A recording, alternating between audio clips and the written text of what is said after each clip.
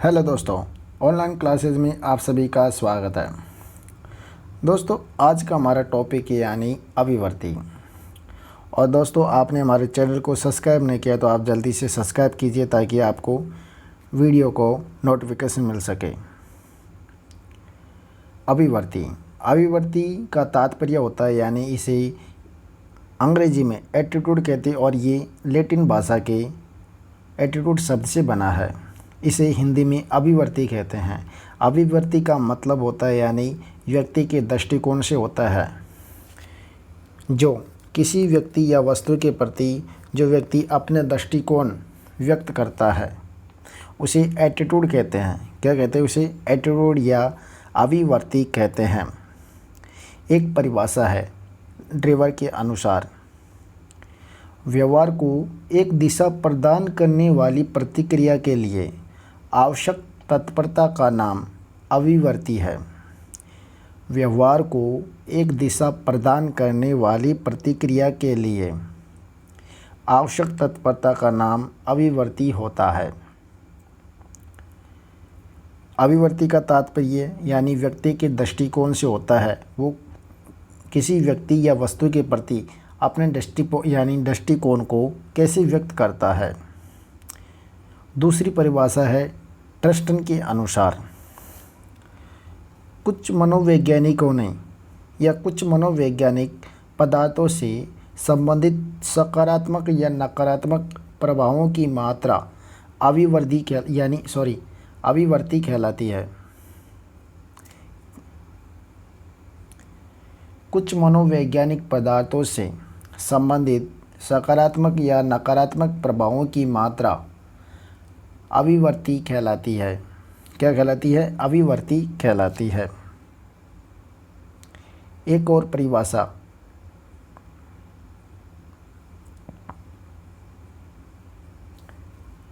रेमर्स व रूमेल व गेज के अनुसार, अभिवर्ती अनुभवों के द्वारा व्यवस्थित संवेगात्मक प्रकृति जिसमें मनोवैज्ञानिक पदार्थों के प्रति सकारात्मक या नकारात्मक प्रतिक्रिया होती है।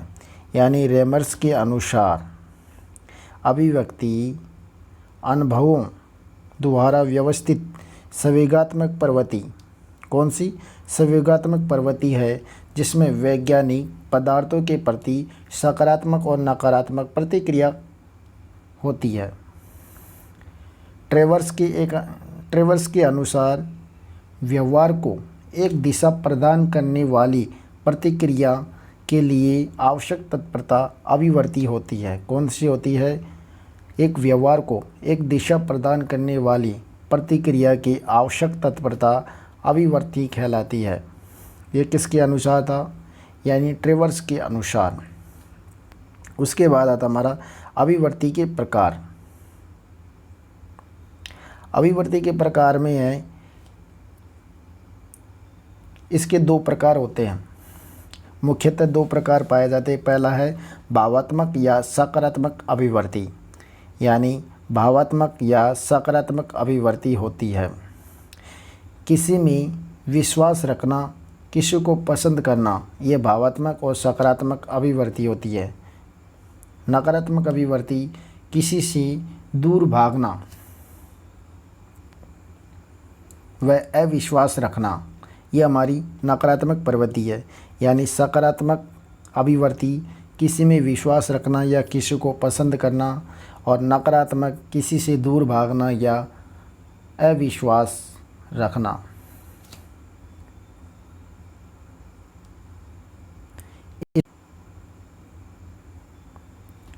इसके गुणभेद दो प्रकार हैं। एक सामान्य अभिवर्ती, दूसरी विशिष्ट अभिवर्ती। सभी के प्रति प्रेम या घृणा का भाव सामान्य अभिवर्ती होता है। यानी किसी के प्रति या सभी के प्रति प्रेम या घृणा का भाव सामान्य अभिवर्ती होती है। व्यक्ति विशेष के प्रति घृणा या प्रेम का भाव विशिष्ट अभिवर्ती होती है। व्यक्ति विशेष या प्रेम के प्रति जो भाव होता है वो विशिष्ट अभिवर्ती होती है। अभिवर्ती की विशेषताएं। अभिवर्ती की विशेषताएं क्या होती है? पहली विशेषता है अभिवर्ती अनुभवों के आधार पर अर्जित होती है। किसके आधार पर? अनुभवों के आधार पर अर्जित होती है। अभिवर्ती पक्ष विपक्ष दो दिशाओं में व्यक्त की जाती है। किसमें? अभिवर्ती पक्ष व विपक्ष दो दिशाओं में व्यक्त की जाती है। पक्ष व विपक्ष दो दिशाओं में व्यक्त की जाती है। अभिवर्ती का संबंध व्यक्ति के भाव तथा संवेगों से होता है, यानी जो हमारे एटीट्यूड का भाव होता है वो हमारे व्यक्ति के भाव और संवेगों से होता है। अभिवर्ती सदैव परिवर्तनशील होती है, यानी अभिवर्ती वातावरण के अनुसार बदलती रहती है और रुचि के अकॉर्डिंग बदलती रहती है। अभिवर्ती पर वातावरण का सर्वाधिक प्रभाव पड़ता है, यानी अभिवर्ती का प्रभाव या अभिवर्ती पर वातावरण का या पर्यावरण का सर्वाधिक प्रभाव पड़ता है। अभिवर्ती हमारे अनुभव के आधार पर अर्जित होती है। अभिवर्ती पक्ष विपक्ष दो दिशाओं में व्यक्त की जाती है और अभिवर्ती का संबंध व्यक्ति के भावों व संवेगों से होता है। अभिवर्ती पर सदैव परिवर्तनशील होती है और अभिवर्ती पर सदैव वातावरण का सर्वाधिक प्रभाव पड़ता है। अभिवर्ती मन की एक अवस्था होती है। क्या होती है? मन की एक अवस्था है। अभिवर्ती विचारों की एक पुंज है, यानी अभिवर्ती मन की एक अवस्था है। अभिवर्ती हमारे विचारों की एक पुंज है, हमारे विचारों की एक पुंज है। अभिवर्ती में विश्वास व मूल्य का पक्ष निहित होता है। अभिवर्तियों में विश्वास तथा मूल्य का पक्ष निहित होता है। अभिवर्ती के चार पक्ष होते हैं। कितने पक्ष होते हैं दोस्तों? अभिवर्ती के चार पक्ष होता है। पहला पक्ष है कर्षण शक्ति, यानी वैलेंस, जो हमारे सकारात्मक या नकारात्मक का होता है। दूसरा पक्ष हमारा चरम सीमा, एक्सट्रीमेनेंस, किसी सीमा का, यानी किसी सीमा तक सकारात्मक दान करना, ये हमारी चरम सीमा है। और दूसरा पक्ष कौन सा है?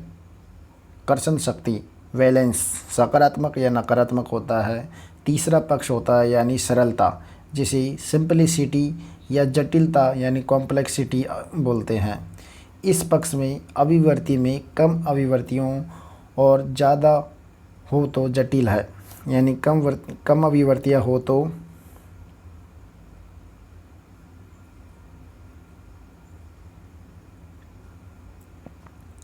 तीसरा वाला क्या था?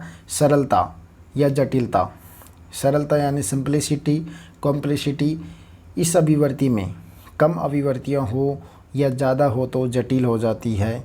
चौथा हमारा होता है यानी केंद्रीय कंट्रोलिसिटी। कौन सी होती है? सेंट्रली, यानी केंद्रीयता होती है। यह अभिवर्ती तंत्र में किसी विशिष्ट अभिवर्ती की भूमिका को बताता है। क्या बताता है? माने किसी भूमि की विपक्ष पक्षों को बताता है। अभिवर्ती के तीन घटक होते हैं। कितने होते हैं? अभिवर्ती के तीन घटक होते हैं। पहला घटक कौन सा है? संज्ञानात्मक। कौन सा? संज्ञानात्मक घटक होता है। दूसरा घटक हमारा कौन सा है? यानी भावात्मक। तीसरा हमारा घटक है क्रियात्मक, यानी अभिवर्ती के तीन घटक होते हैं। अभिवर्ती व रुचि का संबंध क्या है? अभिवर्ती व रुचि का संबंध क्या है? और अभिवर्ती के तीन घटक है, जो हमारे संज्ञानात्मक यानी संज्ञान भाव ज्ञान से जुड़ा हुआ है, और हमारा दूसरा है भावात्मक जो हमारी भावनाओं या संवेगों से जुड़ा हुआ है। तीसरा हमारा क्रियात्मक जो हमारी क्रिया करने के अकॉर्डिंग पे जुड़ा हुआ होता है। अभिवर्ती व रुचि का संबंध। अभिवर्ती व्यापक होती है और सकारात्मक व नकारात्मक होती है। रुचि सदैव सकारात्मक होती है। यानी अभिवर्ती और रुचि का संबंध क्या है? अभिवर्ती व्यापक होती है, बड़े रूप में होती है, और सकारात्मक और नकारात्मक यानी दोनों ही रूपों में होती है। जबकि टाइम रुचि सदैव सकारात्मक होती है, ओनली ये नेगेटिव नहीं होती, सकारात्मक रुचि होती है। अभिवर्ती व अभिरुचि का संबंध। अभिरुचि का संबंध क्या है? अभिवर्ती में और अभिरुचि का संबंध। अभिवर्ती किसी वस्तु यह व्यक्ति के प्रति दृष्टिकोण को व्यक्त करती है, और जबकि अभिरुचि योग्यता व क्षमता को व्यक्त करती है। यानी अभिवर्ती किसी व्यक्ति या दृष्टिकोण को व्यक्त करती है, अभिवर्ती किसी व्यक्ति या वस्तु के प्रति दृष्टिकोण को व्यक्त करती है, जबकि अभिरुचि हमारी योग्यता व क्षमताओं को व्यक्त करती है। अभिवर्ती के द्वारा हम किसी व्यक्ति के प्रति या वस्तु के प्रति हमारे नज़रियों को व्यक्त करती है, ये देखने के नज़रियों को, जबकि रुचि हमारी जो हमने किसी कार्य को करने में हमें संतुष्टि और पाई जाती है, जैसे योग्यता क्षमता को, उसे अभिरुचि कहते हैं। आलपोर्ट के अनुसार अभिवर्तियों निर्माण के चरण बताए गए हैं। कितने? 4 चरण बताए गए हैं। आलपोर्ट के अनुसार अभिवर्ती के निर्माण के चरण। पहला चरण है अनुभवों का संगठित होना। कौन सा? पहला है अनुभवों का संगठित होना। दूसरा चरण है अनुभवों का विविधीकरण। कौन सा है? अनुभवों का विविधीकरण। तीसरा चरण हमारा तात्कालिक अनुभव, यानी तीसरा कौन सा है? तात्कालिक अनुभव। पहला अनुभवों का संगठित होना, दूसरा है अनुभवों का विभेदीकरण, तीसरा हमारा तात्कालिक अनुभव, और चौथा हमारा निर्मित अभिवर्तियों के द्वारा अर्जित ज्ञान, यानी पूर्व निर्मित अभिवर्तियों को अर्जित करना। ये 4 चरण किसके द्वारा बताए गए थे? आलपोर्ट के द्वारा बताए गए थे। यानी आलपोर्ट के द्वारा अभिवर्तियों के 4 चरण बताए गए थे।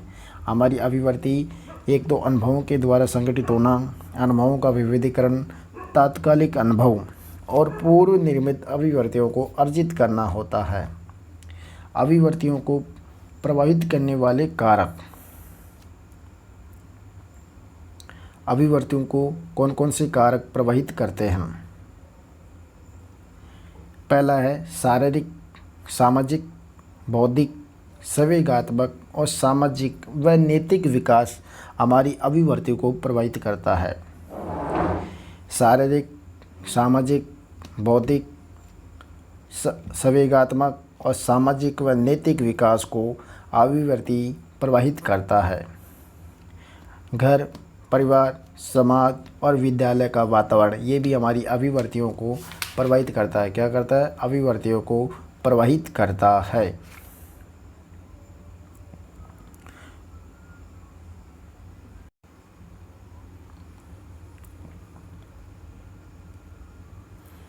अभिवर्ती का मापन।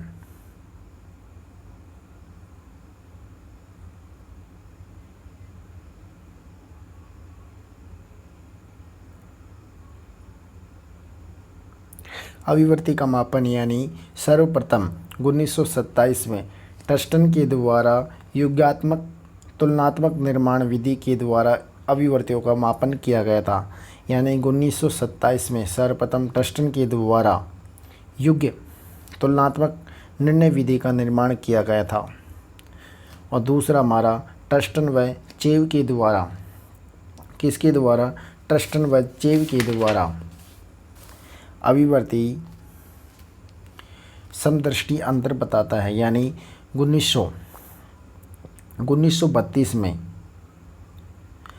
टस्टन व चेव व जो समदृष्टि अंतर विधि का विकास करता है।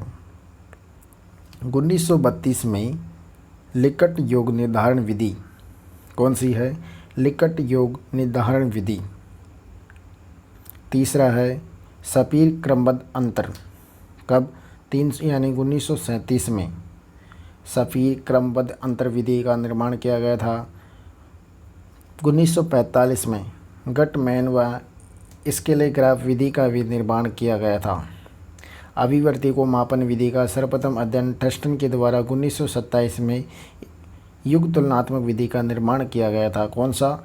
युग्म तुलनात्मक निर्णय विधि का निर्माण किया गया था।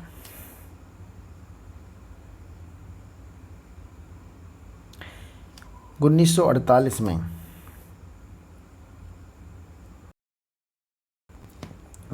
अड़तालीस में एडवर्ड व किलपैट्रिक ने भेदात्म यानी भेदबोध मापनी विधि का निर्माण किया गया था। कौन सी विधि का? भेदबोध मापनी विधि का निर्माण किया गया था। किसके द्वारा? एडवर्ड व किलपैट्रिक के द्वारा। एडवर्ड व किलपैट्रिक ने भेदबोध, कौन सी विधि? भेदबोध मापनी विधि का निर्माण किया गया था। ओसगुड व सिमेंटिक व डिफरेंशियल विधि का निर्माण, रेमस व मास्टर प्रकार मापनी का निर्माण, यानी ओसगुड ने सिमेंटिक डिफरेंशियल विधि का निर्माण और रेमर्स मास्टर प्रकार मापनी का निर्माण किया गया था। बोगार्ट्स के द्वारा 1953 में सामाजिक अंतर मापनी का निर्माण किया गया था।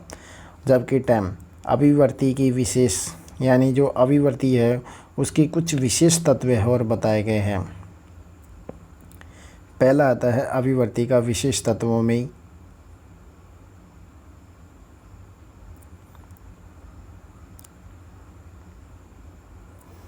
पूर्वग्रह अभिवर्ती का एक रूप होता है। जो पूर्वग्रह होता है वो अभिवर्ती का एक रूप होता है। ये नकारात्मक होता है। कौन सा होता है? ये नकारात्मक होता है।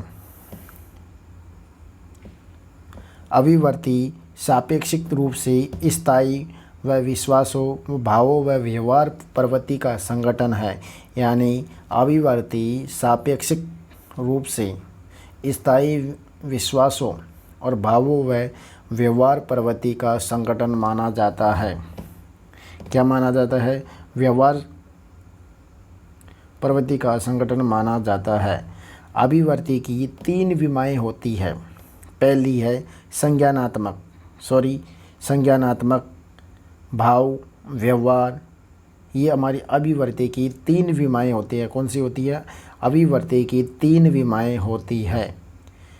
और अभिवर्ती की प्रवृत्तियाँ ए और बी सी घटक में डिवाइडेशन किया गया है। कौन से में? ए और बी सिवाय सी में घटक किया गया है। अभिवर्ती का निर्माण कैसे किया जा सकता है? साचार्य, पुरस्कार, दंड व प्रतिरूपण के द्वारा होता है। किसके द्वारा? साचार्य, पुरस्कार, दंड व प्रतिरूपण के द्वारा अभिवर्ती का निर्माण किया जा सकता है। दूसरा, गुणारोपण का मतलब होता है लक्ष्य के व्यवहार के लिए कारण देना। यानी लक्ष्य के व्यवहार के लिए कारण देना उसे गुणारोपण कहते हैं। प्रसामाजिक व्यवहार, व्यक्ति के जिस व्यवहार से दूसरों को लाभ पहुँचे वह सामाजिक वांछनीय माने उसे प्रसामाजिक व्यवहार कहा जाता है। अगला, सामाजिक संज्ञान जो समाज के अन्य व्यक्तियों के बारे में सूचना एकत्रित कर उसका विश्लेषण, उपयोग व स्मृति में प्रतिनिधित्व होता है। यानी सामाजिक संज्ञान किसे कहते हैं? समाज के अन्य व्यक्तियों के बारे में सूचनाओं को इकट्ठा करके उसका विश्लेषण करना और उपयोग व स्मृति में प्रतिनिधि होता है। संज्ञानात्मक विकास सिद्धांत, जिसमें लियो फेस्टेनिजर के द्वारा अभिवर्ती परिवर्तन का सिद्धांत दिया गया था। कौन सा? अभिवर्ती परिवर्तन का सिद्धांत दिया गया था। कौन सा सिद्धांत दिया था? अभिवर्ती परिवर्तन का सिद्धांत किसके द्वारा था दिया गया था? यानी लियोन फेस्टिजर के द्वारा। अभिवर्ती परिवर्तन के लिए आवश्यक होती है जो हमारे अनुनयात्मक संचार होता है।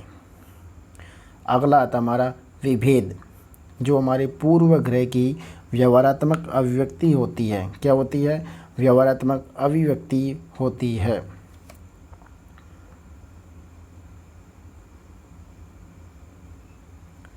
अभिवर्ती निर्माण की प्रक्रिया।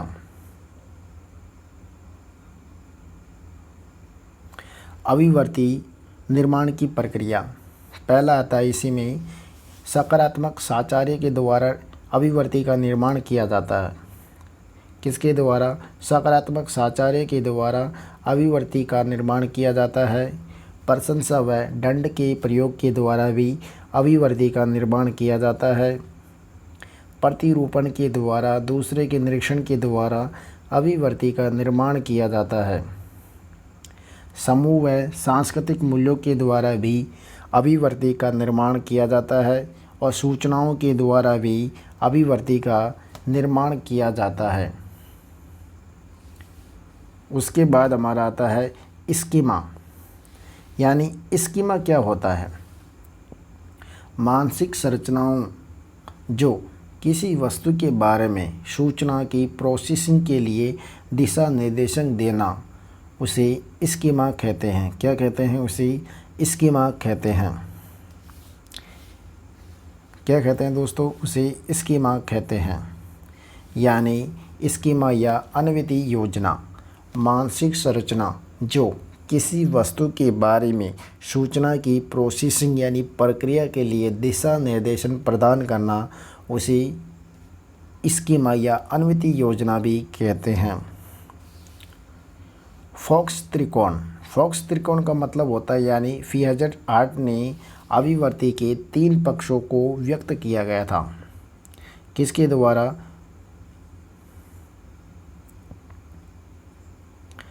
फॉक्स त्रिकोण। फॉक्स त्रिकोण का मतलब होता है, यानी पियाजेट के द्वारा अभिवर्ती के 3 पक्षों को व्यक्त किया गया था। पहला पी पक्ष, यानी व्यक्ति जिसकी अभिवर्ती का अध्ययन होता है, व्यक्ति जिसकी अभिवर्ती का अध्ययन होता है। दूसरा ओ, दूसरा व्यक्ति। तीसरा एक्स, यानी विषय वस्तु। द्वितीय कंसेप्ट SM मोहिसिन के द्वारा अभिवर्ती में परिवर्तन 2 स्तरों पर हुआ है। एक तो लक्ष्य, दूसरा स्रोत। इस प्रकार हमारा अभिवर्ती वाला टॉपिक यहाँ पे ख़त्म होता है दोस्तों उम्मीद करता हूँ कि आपको यह वीडियो आपकी सफलता के लिए लाभदायक सिद्ध होगा। नमस्कार।